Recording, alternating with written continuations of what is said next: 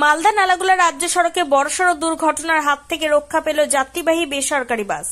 হবিবপুর থানার বুলবুলচন্ডী অঞ্চলের দেবীপুর এলাকায় এই বিষয়ে যাত্রীরা জানান, শনিবার দুপুরে মালদা থেকে নালাগোলা যাওয়ার পথে দেবীপুর এলাকায় একটি বেসরকারি বাস নিয়ন্ত্রণ হারিয়ে ইলেকট্রিক পোলে ধাক্কা মারে।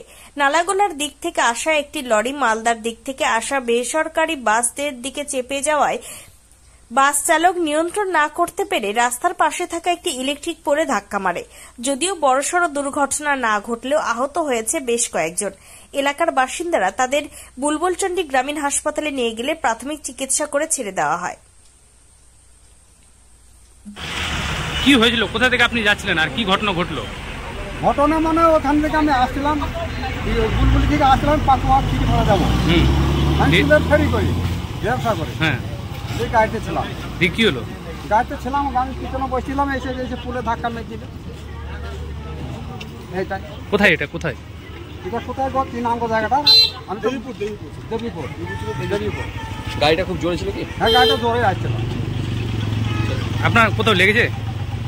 এখানে একটু লাখে লেগেছে, মানে আর কয়জনের লেগেছে গাড়িতে আহত হয়েছে?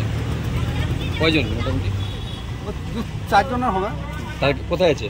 তারা ওভারপুলা চলে গেছে। আপনার নাম কি? আপনার আমার বাড়ি, আমার টাইটেল। আপনার নাম কি? আমার নাম আতর, মুর্শিদাবাদ বাড়ি।